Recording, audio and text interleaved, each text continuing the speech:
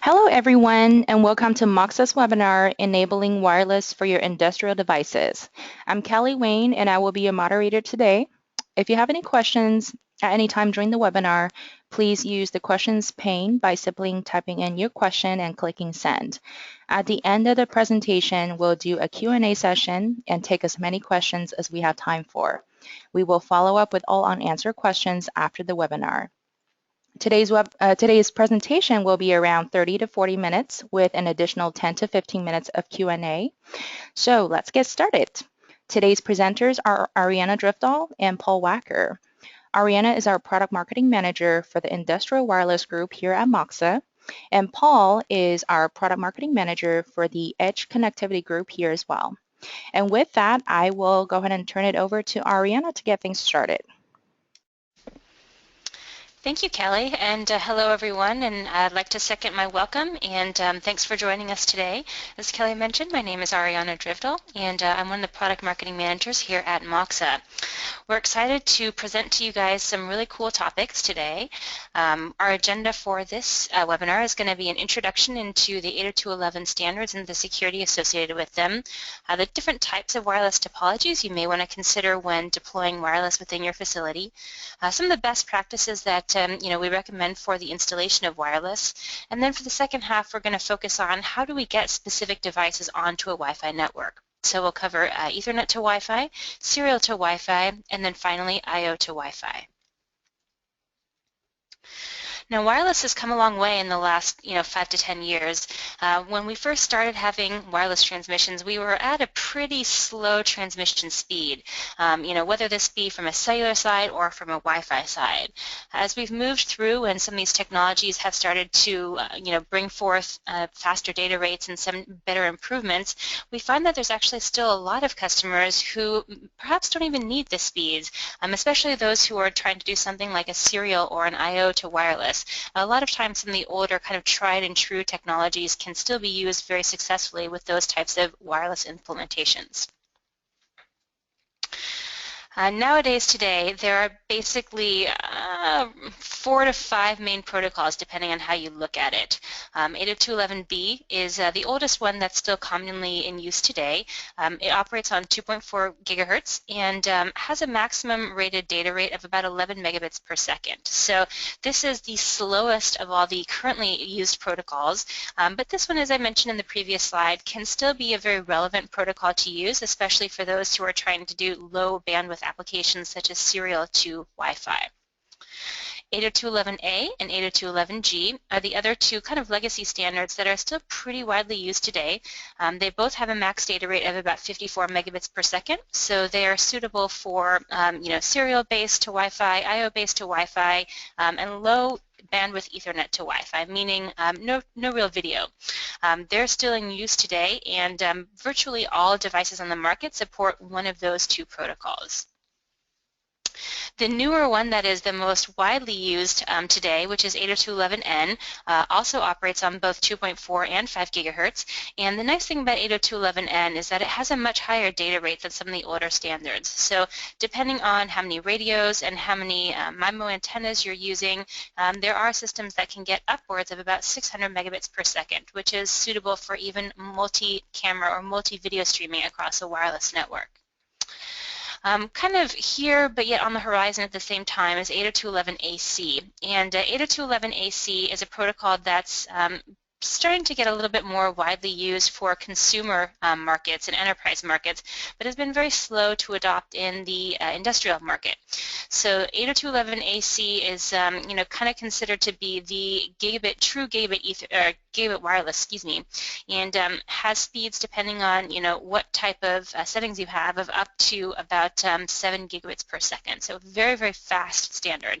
But again, not quite as widely adopted in the industrial market as it has been within the consumer or the enterprise market.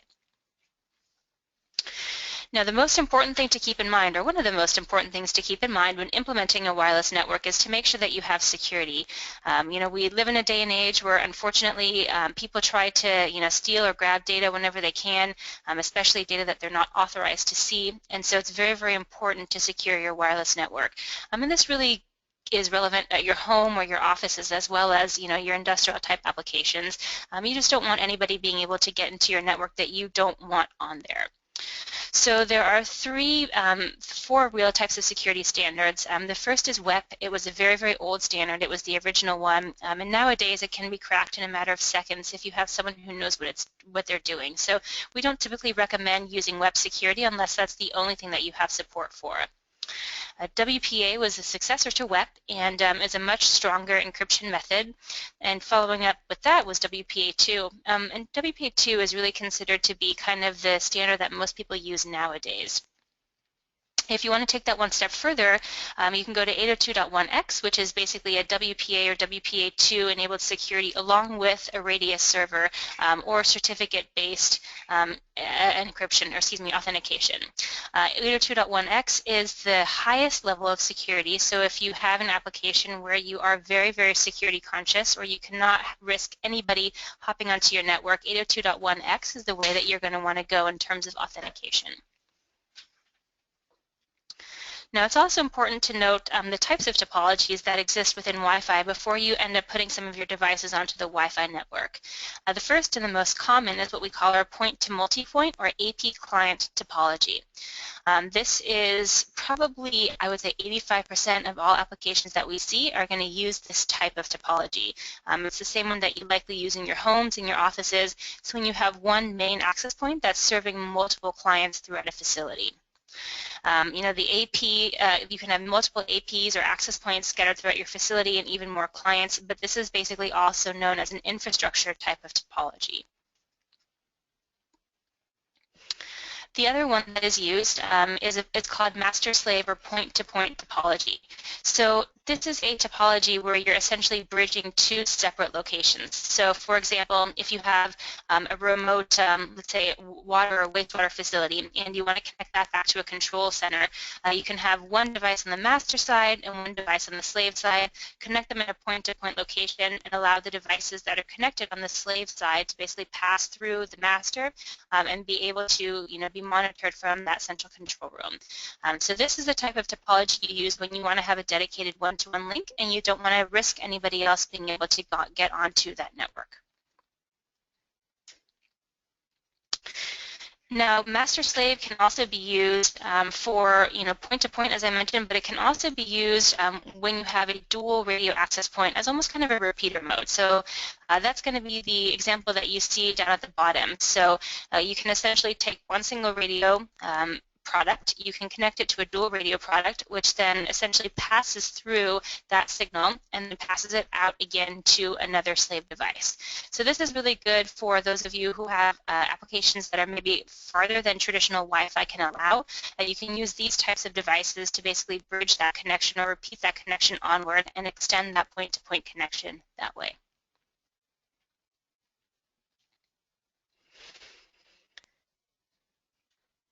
Now the other that's possible, and this is probably the least commonly used amongst all of them, is point-to-multipoint using something like WDS, which stands for Wireless Distribution Signal. So this is kind of like a very basic type mesh. WDS has been around for many years, but it's a proprietary technology for every vendor that implements it. So unfortunately with WDS, you can't combine two vendors in a WDS network and have them talk to each other because the implementation is, as I mentioned, proprietary.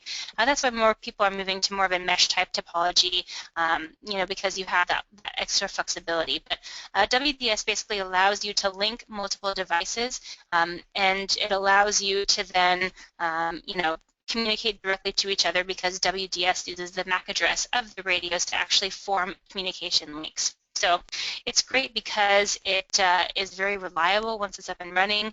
Because it's MAC address based, you don't have unauthorized devices hopping onto it.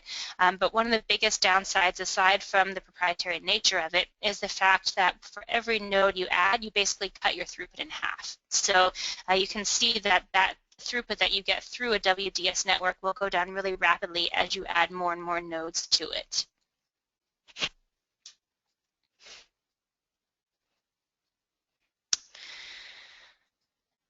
You also have the ability to do wireless redundancy. So this is a topology that can be used with specific vendors, and what it does is it basically creates a hardware redundancy. So you would have a redundant access point and a redundant client, and the redundant access point would broadcast at two different frequencies. So you'd have one radio, for example, broadcasting at 2.4 gigahertz, and the other radio broadcasting at 5 gigahertz, and the redundant client would be receiving both of those signals at the same time.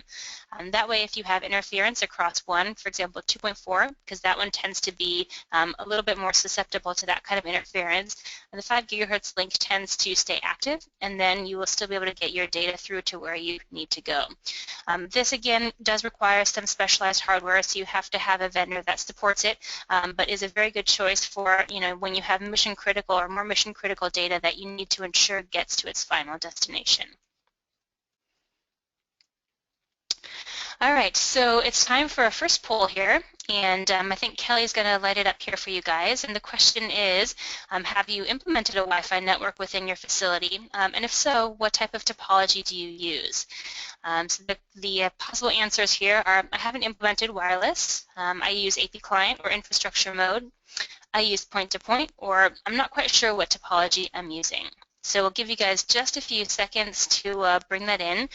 And it looks like AP Client is in the lead, and actually a fair number of you look like you haven't implemented wireless yet at your facility. So that's certainly, perfect timing for you guys to be on this webinar. Hopefully we'll be able to educate you on how to do that. And looks like we'll give it just another second or two.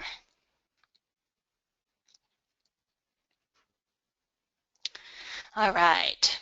So thanks everybody for voting. Here are the results of that vote. So it looks like 29% of you say I haven't implemented wireless. So again, hopefully we'll give you some good data to use if you're thinking of doing so. 53% of you use AP client, which is the most common type of topology. 11% of you, use point-to-point, and the last 7 of you aren't quite sure what topology you're using. So thanks guys for participating in that. We will be having a couple more web poll questions here throughout the webinar for you as well.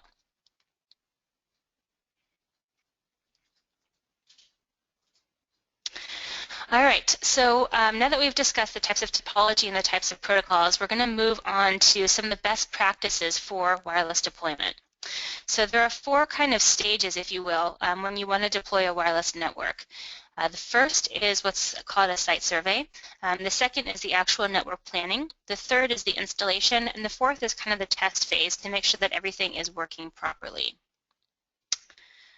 So the first thing that you have to do when you're deploying a wireless network is conduct a site survey. So the purpose of a site survey is really to figure out where the best place for your wireless installation is going to be and how far that wireless installation will reach. So in other words, if you have a facility that has multiple rooms, you'll be able to determine using site survey software basically how far into these rooms an AP will reach. And you'll be able to determine if you need multiple APs to cover whatever given area you need to have. These are really, really useful, especially if you're implementing a wireless network from scratch, because it eliminates a lot of the guesswork as to where it is that you want to be able to put any of your wireless devices.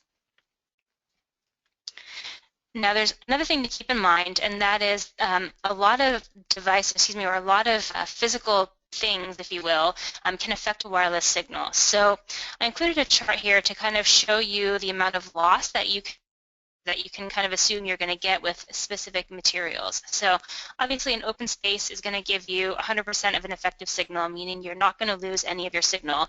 But there's pretty much every other type of material that you can think of is going to cause some sort of loss, whether it be minor or significant to the wireless network.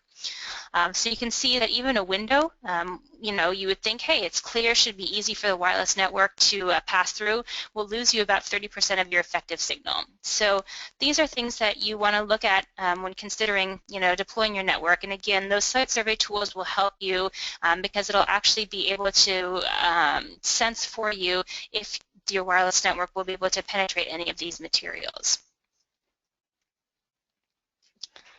So the next thing that you want to keep in mind when doing wireless is the planning phase. So once you've figured out, okay, I know I need 5 APs, for example, to cover my given location, you have to figure out, okay, well, what type of topology do I want to use? Am I trying to bridge two separate locations? Am I trying to bring multiple client devices onto my wireless network? And knowing those things will kind of help you to determine what type of topology you're going to want to use. The other thing in the planning is to determine your throughput that you need. So you'll have to figure out, based on the type of clients you want to connect, how much bandwidth you're actually going to need. If you are going to be taking something like a serial device and putting it onto the Wi-Fi, we all know that serial tends to be a slower communication protocol, so you likely won't need anything super fast to be able to, bring those types of devices to your wireless network. However, if you're trying to do something like video over wireless, and particularly if you have multiple videos that you're trying to stream over the wireless, it becomes very critical to know the amount of throughput that each one is going to require in order to stream properly. So if you have one video feed, typically the older AVG protocols are going to be okay. If you're trying to do any more than that, typically we'll recommend using 802.11n or AC to make sure that you have enough throughput for all of your video streams.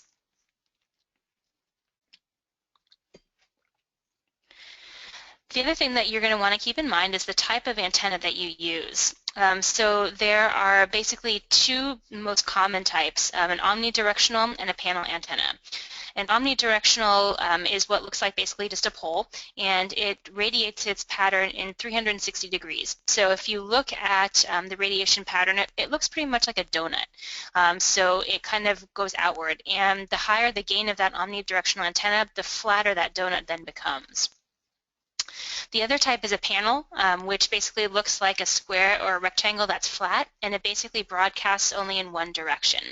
The omnidirectional antennas tend to be a lot more common in an AP client or in an infrastructure type topology, and panel or directional antennas tend to be more popular for point-to-point type topology.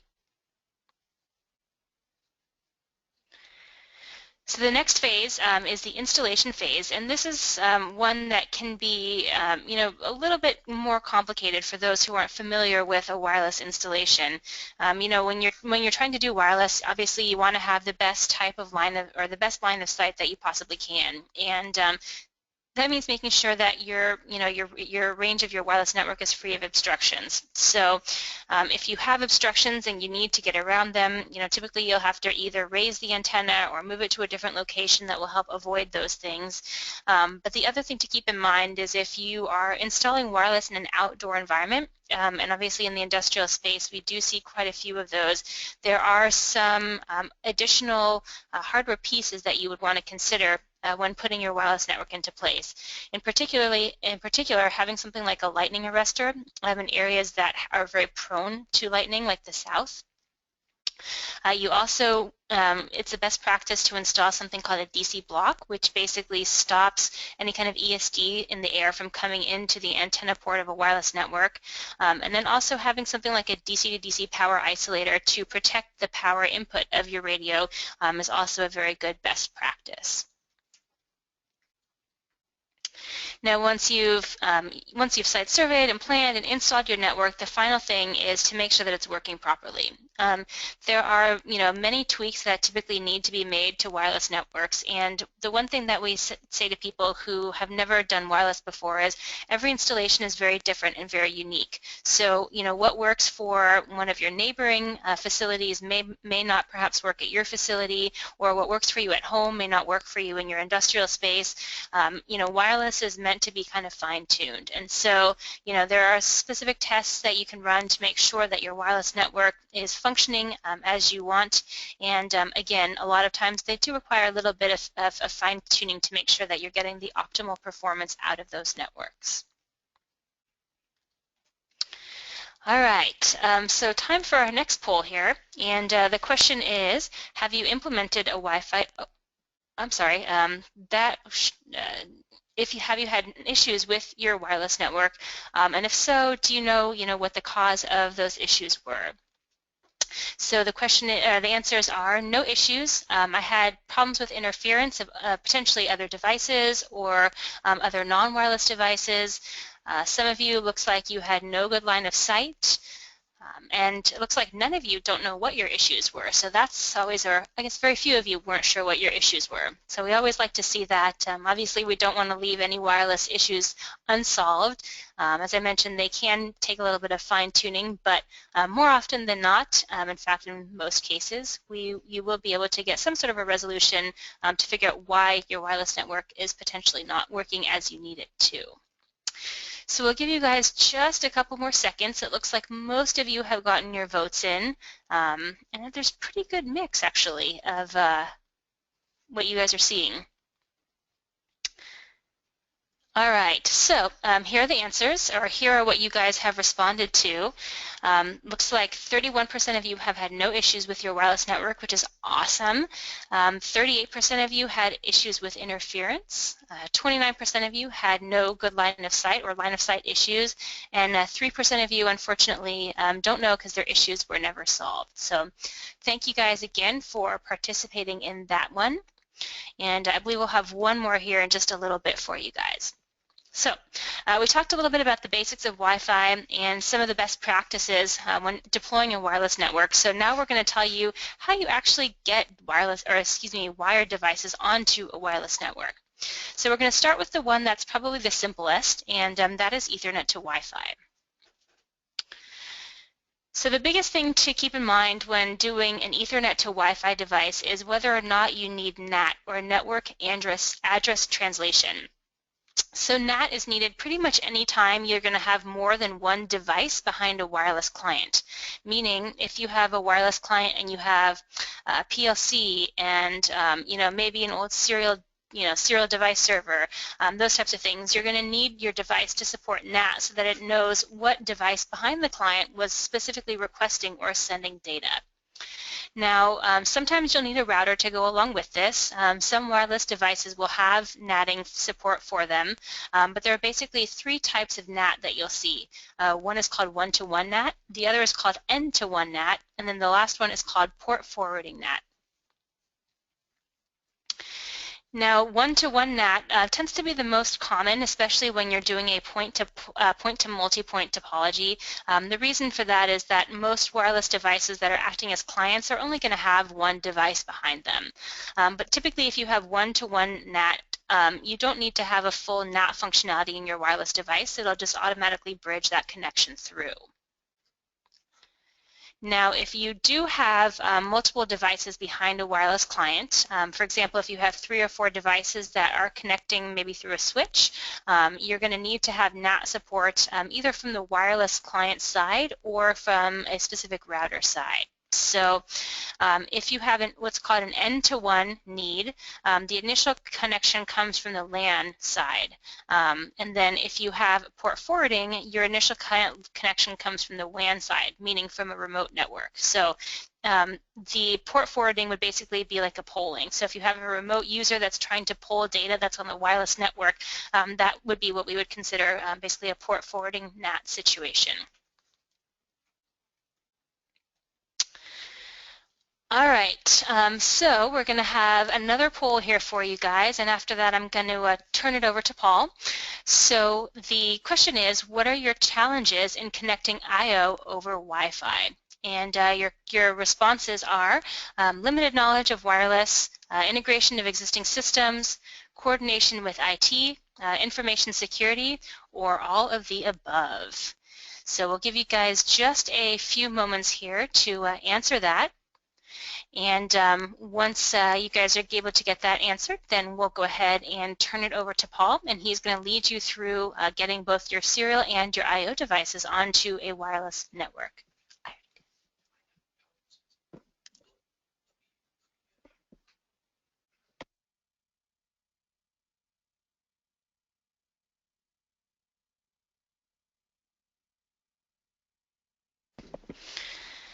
All right, so it looks like you guys are, there's a couple that are in the lead here. We'll give you guys just a few more seconds to do it. But it looks like about 10% of you have a limited knowledge of wireless, so hopefully we were able to help with that a little bit and get you guys some information on that. It looks like a decent amount of you are going to be having problems with integration with existing systems. 10% of you say coordination with IT, which of course is always a challenge. 15% of you say because of information security, and 36% of you say all of the above. So again, thanks for voting in our poll. And with that, I'm going to go ahead and turn it over to Paul, and he is again going to lead you to, how to get your I/O devices onto a wireless network. So Paul. Ariana, thanks so much. Let me go ahead and turn it over here. Bear with me just a minute and we'll go ahead and switch over to my screen here. And there we go. Great. Great overview of Wi-Fi and some of the technologies, and certainly there's a lot there, and there's lots of great content that we produce. So if there's more you'd like to see, reach out to us after the webinar. For the you'll have a chance to make comments. Let us know how we can help in terms of your projects and designs and what you're working on with that. So let's shift a little bit from the underlying technology of Wi-Fi and wireless and talk about doing some practical things with it. And certainly one of those things that's often misunderstood is being able to do more than just connect your handheld tablet or laptop, but able to do that Wi-Fi client type function to bring on Ethernet devices. But there's a whole lot more, and the integration to bring on other devices is so much easier than that. So how about serial devices? Well, we talk about serial. It's not what you had for breakfast. It's about connecting some of these legacy devices. And sometimes we kind of joke about this being a little legacy, but it's incredible how many products that are industrial products that are still shipping today that the only means of interface for configuration, setup, and monitoring is a serial port. And kind of categorically, I'll show you a couple of those. But there are so many, it's incredible, that are still not Ethernet or Wi-Fi equipped. So we're talking about being able to exchange information with devices by being able to signal between those in a bidirectional fashion, utilizing just a couple of lines on that. The most common type of this is RS-232, right? So you might be working with these, whether it might be a older PLC or maybe an HMI that you might have, or a power meter, the ubiquitous DB9 ports out there, and there's a lot of devices that are still using this as a fundamental interface, right? Here's some of those devices. Some of you could probably have one or many of these in your applications, or perhaps applications that you're looking forward to work with, ranging from control devices to operator interface devices to maybe even a marquee display that's above your production floor for them. The interfaces range a couple different types, RS-232 being very ubiquitous, and with that you might also find some other ones like RS-45 that have some special attributes for doing multi-drop and so forth. And in the past you might have had to grab a laptop and run down to the plant floor, open up a panel and plug into it. We're going to talk about some ways to make your life easier. Things that were previously done for configuration setup, programming or download, monitoring and so forth, and a various number of needs like this, right? So I think this is just a refresher, and for some of you folks that don't have some of that experience with working with this equipment, some of the common uses for it. Now, one of the interesting things, there's a whole range of technology out there and able to bridge a device that has a serial port to Ethernet and IP networks, a category we call device server. Device server, a little bit like that ubiquitous print server that's in your office, lets you share a printer on your network. This is a technology that was developed to be able to connect those wireless devices to get on Ethernet and technologies like Wi-Fi. And it's kind of brilliant. The whole concept is being able to take that serial data and encapsulate it on a Internet Protocol datagram, or IP if you will, and move that across the network. And one of the beauties of this is if you use Internet Protocol, you can move this over a wide variety of different types of networks, whether that's wired Ethernet or Wi-Fi or cellular, or just pick and choose what your underlying technology is to transport that, and you can do this real easily. So again, drop-in networking solution to do this type of thing with that ubiquitous type of technology we call a device server. You might hear some people refer to it as serial device server, or maybe the IT folks, if you work with some IT people have been using this for a long time to remotely monitor and manage their servers in the data center. They might call it a terminal server. Again, same technology for using that. So one of the technologies is being able to use this to extend your connections over Wi-Fi, and that's really easy to do, again, as a drop-in type of solution. Ariana talked about having that architecture with the Wi-Fi access point. So in this application, kind of taking a look here, you can see up in the right-hand corner your Wi-Fi access point over here. This might be used to connect multiple devices on your shop floor or in your environment over here. Even if there is no access to other systems on the network, the access point can make that wireless network work between these guys by deploying two individual devices. One of the simpler modes of setup is a pair mode connection, meaning that I can take and connect device A over here on the left with device B over on the right and be able to exchange data amongst those, just amongst the two devices. Real simplistic application, real common application as an easy way to be able to connect those wirelessly. Okay, great. So that's one of the applications. Again, easy to set this up in a matter of minutes to be able to connect those devices to be able to share data. Now, some of you might be saying, hey, I've got a SCADA application and my SCADA system needs to talk to these devices. How can I do that? Particularly if you might have existing installation and haven't upgraded to the latest versions. One of the ways you can do this is with utilizing that same devices in a slightly different configuration. In this application, let's say you've got a scale attached to some equipment that's on your shop floor and you want that scale to talk Wi-Fi to some of your IT systems. One of the things you can do is take the same two components. We're going to use the access point over here to connect to our network. We're going to use one of those wireless device servers out here connected to your device. Pick it, whether it's RS-232, 422, or 485, and that's going to connect to your server or your PC-based application over here. And the magic here comes with a piece of software called a virtual COM port driver. That's a piece of software that gets installed onto your PC and allows that Ethernet attached asset out there over Wi-Fi to map into your application as a virtual COM port, right? So Ariana talked about these ubiquitous serial ports. This allows you in your software to address all of this infrastructure on Ethernet via Wi-Fi to a serial attached device to look like it's a local serial port right there on your local PC. Really great technology, great to use with these legacy applications that may not have the latest and greatest capabilities built in. And in your application, you're going to kind of select from your setup menu and map this in. And there's a little bit to do on this in terms of the setup. You'll say, in this case, maybe COM10 on the PC maps into the IP address of this wireless device server out here, on the right-hand side of the page.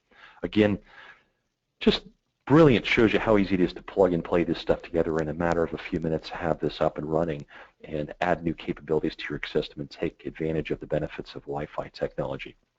Okay, so let's take a look at maybe a common application. This is an application we see a lot of, and is interesting, especially when you kind of take a little bit and think about why do you use Wi-Fi. Ariana talked a little bit about some of the common use cases, and I know a lot of us utilize Wi-Fi at home, perhaps on our tablet, doing things at home.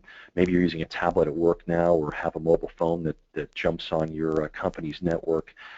And things like this. And I think one of the things we forget to consider is the cost of infrastructure to support adding new devices.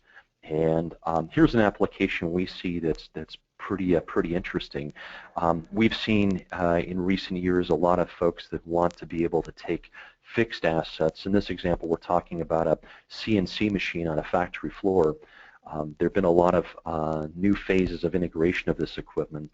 Let's say, for example, you want to get that CNC machine connected to your production office and you want to blanket that with Wi-Fi. Easy to do. One or more access points throughout your facility. Then each machine gets one of these wireless device servers that get attached to the CNC machine. And that CNC machine, that serial port's now able to take advantage. So you can trickle feed a CNC part program in G-code down to your machine to do the tooling for that, right? This is just one of hundreds of examples. And you might say, well, gosh, why don't I just drop a Cat5 cable down to the machine? And the real benefit here is what's the cost in doing that? Got to have an electrician come in, put in conduit for that. We've got to pull cable for that, bring that to a switch. We've got to make sure that that Cat5 cabling is not more than a couple hundred feet, for the capabilities of that. We might have to run media converters to do fiber to ROPS to the access point to do that, right? So the real value here is that cost savings. Put one AP in the ceiling, and within several hundred feet, you can put a number of machines. Generally 20 to 30 might be good practice for that. And the other part of this is easy to reconfigure systems. Maybe a little better in that example I talked about of having a scale. Oftentimes there are weighing processes and flexible conveyor lines that you might want to reconfigure periodically. Lots of real common examples on the factory floor for doing things like this. Good. So let's talk about a couple application considerations, and for today's purposes, we're trying to keep this real high level and give you guys some food for thought about new applications and usage of maybe some of your existing things here. So we talked categorically about being able to take advantage of your IP infrastructure and utilize wireless to add more devices and increase your productivity by bringing these into place. A couple application considerations of what are you connecting? 232, 422, 485, right? You might want to think about that. Oftentimes, a lot of the hardware that's commercially available out there in the marketplace is available to do all three protocols or all hardware connection types. How many ports are you connecting? Are you going to put one Wi-Fi device server next to each one of those assets? So one per scale, one per CNC machine. Or might you want to put multiple devices out there?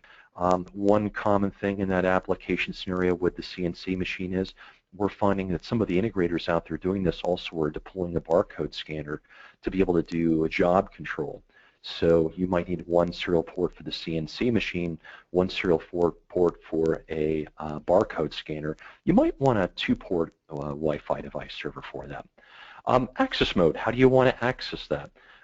Is this going to be just one device to device, or maybe one PC or server to multiple devices utilizing the virtual COM port?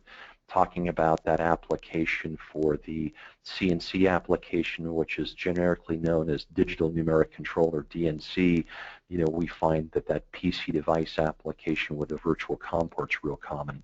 If you're doing SCADA and you have a favorite SCADA software, and I can go off about half a dozen different types of packages for that.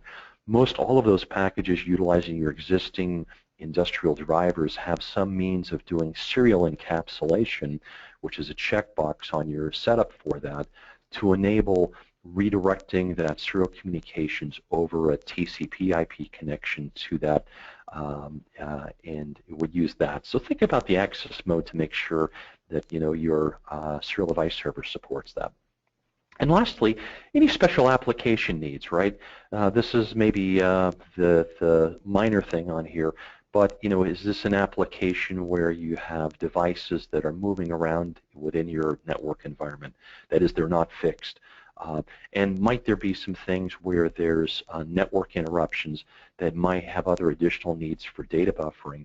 That is, if we're doing a logistics application for a warehouse and wanting to have barcode scanners capture information to go into a shipping and receiving application, is there some need for data buffering if there's a periodic interruption to the Wi-Fi network? Okay, kind of minor things, but just things to think about in what you're doing.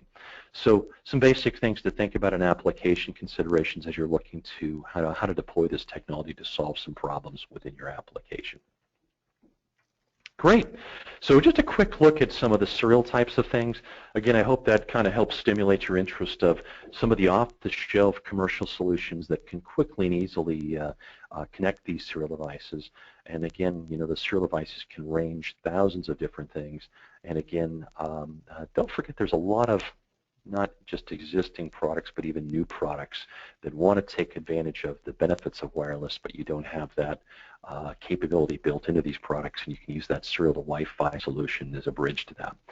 Let's push out a little further to the edge of the network and talk about some of these assets that may not be so smart and have a serial port, and we're talking about devices with I/O. Let's do a quick refresher on I/O as to what that is. I know in these webinars we tend to get folks with a pretty broad range of experience, maybe not necessarily control engineers that know how to design with PLCs and RTUs and that type of thing. So bear with me a minute. We'll talk a little bit of back to basics on I/O just to be able to kind of have a common understanding of some of these things. When we talk about I/O, we're talking about really touching those sensors and actuators that are inside of a system at the furthest reaches of a network, right? When we talk about this, we're pushing out to the network edge, and there are two fundamental categories for this with digital devices and analog devices. Digital are on, off. Is it running? Is it stopped? Is there alarm? Yes or alarm? No. Whereas analog is things like, what's the current temperature? What's the pressure? How high is that level within the tank? And we get kind of specific about some of these things. So categorically, those are our two different types of fundamental ways of characterizing I/O.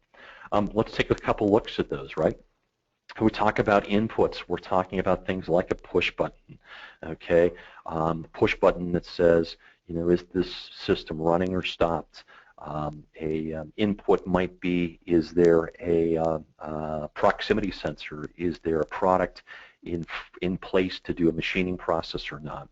Again, on-off status. We might also have different types of smart sensors here at the bottom, which might be more appropriate. So here's kind of like either a capacitive or inductive proximity sensor that's telling us if something's in close proximity, giving us that presence detection, right? And we could probably do hours just talking about the different types of sensors out here, but here's kind of two categorical types of input devices. Analog signals, okay, these are the time varying signals, and fortunately these kind of fall into a couple of buckets of common ranges of industrial accepted ranges. So we're talking typically about different types of sensors that are able to signal what's happening in terms of common signals of 0 to 10 volts or plus or minus 10 volts for that type of signal, right? So this is where you might have a pressure sensor, and the pressure might range from 0 to some pressure value that the actual output is 0 to 10 volts. This might even be things like speed of a variable speed AC drive that's plus or minus 10 volts. So full speed forward at 60 hertz is plus 10 volts, reverse is minus 10 volts. You might have pressure transducers with 4 to 20 milliamps. You might have specialty temperature sensors that utilize even yet another more specific interface like thermocouples or RTDs for that. Or another one, where you might be using, this 4 to 20 milliamp, which is really preferred for some of these applications. So it's good to understand, what you want to interface, what that signal format is, and how you might want to bring that into this. Now, when we talk about these types of sensors and being able to bring those into a common technology like IP networking and specifically Wi-Fi, you need to understand first how to interface with a sensor, and number two, how we're going to get that raw information like a 0 to 10 volt signal into something that maybe your SCADA system can understand. Whether you're utilizing something like Wonderware or pick any of the dozens of other great packages out there with which to do that. And this means there has to be a common way for us to talk. So today we're utilizing English as our communications protocol. So fortunately you folks understand me because I don't know very many languages and I'm kind of limited to English. So our communication protocol today is English. And that's very similar to some of the industrial communications protocols we'll talk about out there. we talk about protocols, particularly some of you folks that might have been, here in factory automation, industrial automation for a number of years. I think you've seen, some exciting things taking place, and this kind of shows some of the things that have happened of moving from all of these field buses that were really fragmented, and the exciting part is the big push has been to IP technologies running on some form of Ethernet, whether wired or wireless, and we've kind of taken all that fragmented network or fragmented field bus, and the top three are Modbus TCP, Ethernet IP, and Profinet. These do tend to have specific use cases for each of these protocols. Again, Modbus TCP, Ethernet IP, and Profinet. And I'm going to generalize here a little bit. We can't do as much as we'd like to do in these webinars, so I'm going to kind of talk about the most common way to easily do this. And the first mover advantage really went to Modbus. And we're going to talk a little bit about that. Not that that's the only means to be able to do some of this I/O to Wi-Fi, but it's the easiest and most flexible and most understood on that. So some of you might know a little bit about Modbus. For those of you who don't, I want to spend just a few minutes to kind of review a little bit about what it is, what it does, and why it's so good for this type of thing. And I think one of the things that I really like most about it is it's really one of the pure, and maybe some of you folks have heard about this open source software movement or open standards. It was really one of the first open standards in industrial automation where the publisher, and this goes back to Modicon at the time, said, hey, here's how we connect things, here's how we do it, here you can have our protocol and connect whatever you want. There's no program to join, there's no license fee, just go use it. And that was really kind of the heart of the open source movement, and they were, light years ahead of everybody else out there to do this. It's not the prettiest, it's not the most sophisticated, it's not the most elaborate means, but it gets the job done. And Modbus is kind of brilliant for that aspect of it, in that if you had to pick something, you can always find a Modbus solution to solve your problem. And I imagine that in your existing systems you're supporting, there's easy ways to do this in it. Now, just as a quick review, Modbus utilizes a technology that uses a master-slave or client-server architecture, which really fits well for most SCADA and data monitoring collection applications, which means it utilizes a register-based read-write type of architecture for that. And while it started out with serial ports, it was rapidly adopted for a lot of things. So it's going to show a little bit of its age here, kind of going back to a PLC type communications. But it's amazing how many things you can get to connect up to that. And the standard, through being able, being kind of updated and moved over to support IP technology in both Ethernet and Wi-Fi, is really applicable today for some general purpose applications. Here's a little bit more about that, maybe a little more that you might want to, kind of refer to this after the webinar for a little refresher on it. Lots of great, resources out there to study more about this if you're not familiar with it. But again, it shows the master-slave organization here. In this example, we're using, this simple example for a wired application where the master on this is an HMI screen and a control panel talking to a PLC over here as a means to do that. HMI is the master, PLC is the slave. There's a communication protocol of Modbus. I want to read how many parts have been manufactured in this shift. Tell me what the address of that register is. I want to read that and send some data across. Here's a little bit about how that protocol works with which to do that. It just says that here's how we move information back and forth across those devices. Now, Modbus has some specifics on doing it. Do we want to read on-off status? That would be through a coil as an output or through a contact as an input.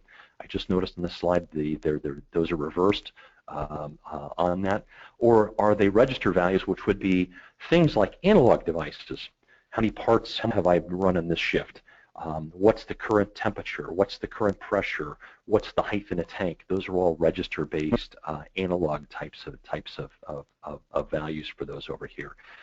Likewise, what types of things can we do? We can read inputs, we can write outputs, we can read blocks of registers. This is some of the underlying protocol aspects of that for you with how to do that.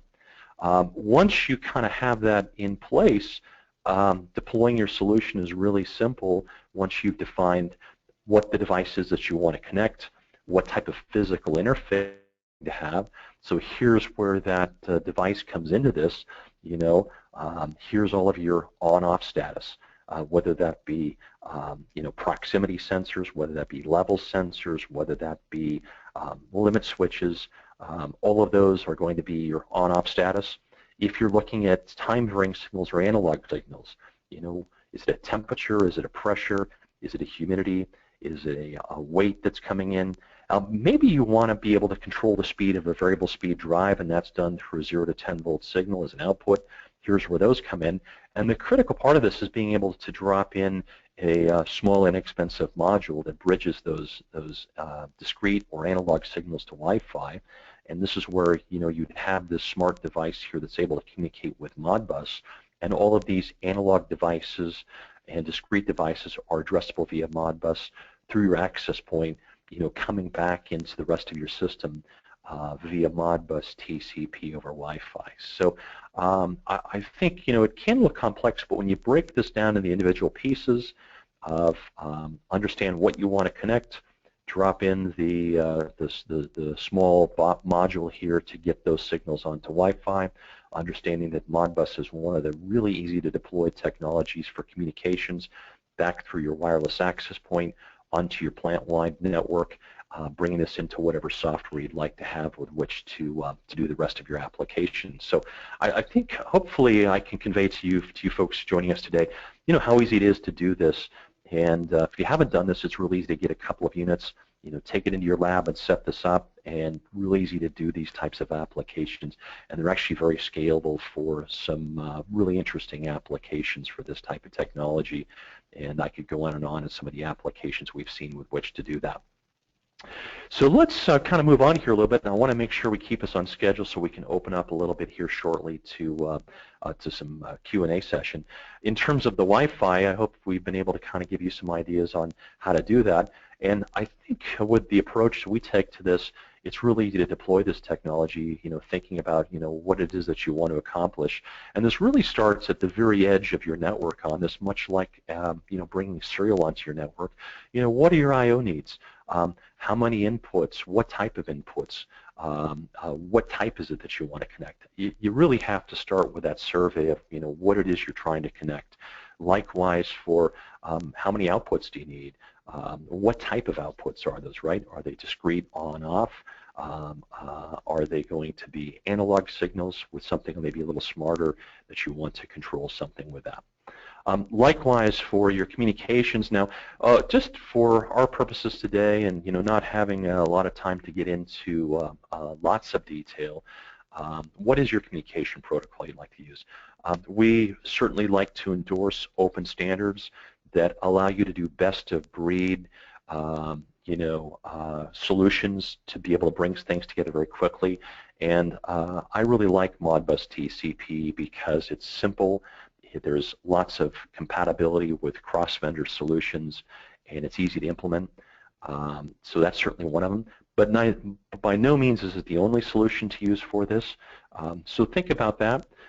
If you are in applications where you have to mix and match protocols, understand that it's not a one-size-fits-all application. There are technologies like a industrial Ethernet gateway that's able to convert between things like Profibus and Modbus TCP, or I'm sorry, Profinet on the Ethernet side. There are other things you can explore for that. Also on the communications, it's good to understand, how do you want to interact with those field devices? How often do you have to read those inputs and outputs? What is that process to update those? And this is where it takes a little bit of discussion with what you're going to do on the software side of things. And lastly, are there other communication needs? And we've simplified a lot here today and talked about more of a industrial automation centric view. utilizing, MES type software for your manufacturing usage, or SCADA software, or HMI software. But there are other types of things that can be just as valuable for applications where maybe there isn't really a heavy centralized software play on this, and maybe you just want to be able to have, when an input turns on, be able to send an email notification as an alarm condition. There are ways to do that that are real simple without having to have a centrally deployed software to do that. Or maybe you will work closely with your IT team. The IT has their own protocols they'd like to use, and maybe it's simple network management protocol, or SNMP. There's a great way to be able to bridge, the I/O in your plant to an IT technology. We find this being used for some applications. Is that required? So again, this is in that process of doing the survey of the stakeholders in your project and what they want to do. It's really good to get an understanding of what they want to communicate, where it has to go, and how they want to do that. Lastly, in those other application needs, and we talked today really about the most simplest type of I/O, just in terms of getting those physical assets into your network and communicating with something simple like Modbus TCP. Sometimes those I/O needs have to have a little bit of intelligence, and I kind of led into that talking about, maybe that I/O device could send an email notification, or maybe it could send an SNMP trap into my IT management software to let the IT guys know that the generator out back of the plant has just gone offline, and maybe the folks need to know that that's happened via the IT system on that, for that. And this is where, if you need to do a little bit of built-in logic processing in the I/O, or maybe you need to do data logging in case there's events, there's periods of time that the networks is not available, or maybe the data collection has to happen so fast you're worried about transporting it across the network. You're in this area called smart I/O, and there are solutions out there to do that that are very easy to deploy, easy to set up, without having to know how to program ladder logic or how to write code in C, that are out there that are great solutions for you.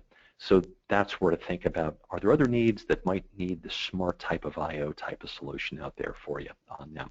So a lot to think about, and we just wanted to help you kind of think big and help you think in advance about some of your needs for the applications, to consider this last form of connecting these less intelligent assets at the very edge of your network, and kind of round out our whole topic for today with reaching out and utilizing Wi-Fi technology with which to do that.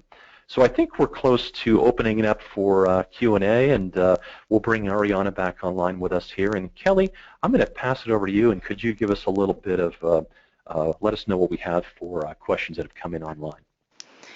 All right, thanks, Paul, and thank you, Ariana, too. That was a great presentation there. We did receive a couple of the questions that we had throughout the presentation, so I know we are almost at the end of our presentation there. We do have a question. Let me just start with one. We did get one from Adam, and he asked, can you tell me a little more about the AO211AC and its place in the industrial space? So, Ari?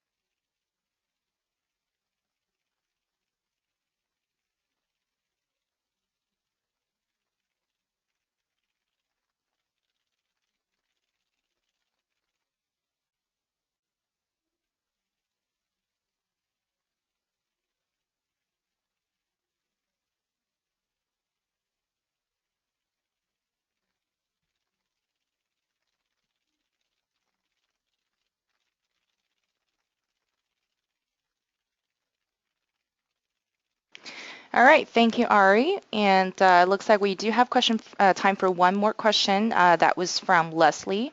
She asked, can I connect both serial and I/O devices to the same Wi-Fi network? Yeah, thanks, Kelly. Really good question, and kind of crosses over a couple topics we talked about today, but maybe didn't connect the two together. Absolutely, and that's really one of the underlying benefits of utilizing IP type of technology and these open standards like Wi-Fi. So even on the same wireless access point, it's able to have multiple devices, whether one of those devices might be a device server connecting to an intelligent serial asset, or even something as simple as discrete I/O going to some type of production machinery. Both of those can coexist in the network at the same time. And this is the real beauty of this technology of being able to carry multiple things across that connection at the same time. And I think the good example is kind of like for those of you folks attending today. You're at your desktop utilizing your web browser, and you've got audio coming back if you're listening through your PC. All of these individual protocols are taking that advantage of IP technology, and all of those same technologies can work for you in these industrial applications, mixing and matching all of that, and utilizing that IP technology. All right, thank you there, Paul. Okay, so we are at the end of our sessions, and we did have more questions than we have time for. We apologize that our presentation was a little longer than we anticipated, but please know that we will get to those questions shortly after the webinar and definitely follow up with you in a separate emails. So thank you, Ari and Paul, and thank you everyone for your interest and participation today. Just to let everyone know, you will be receiving a follow-up email with both the recording and the PowerPoint slide deck. And lastly, please take a minute before logging off to fill out those our survey so that we really value your input and it helps us improve our webinars better for the future sessions. So thanks again for tuning in, and we wish you all a wonderful Thanksgiving holidays. Thank you, guys.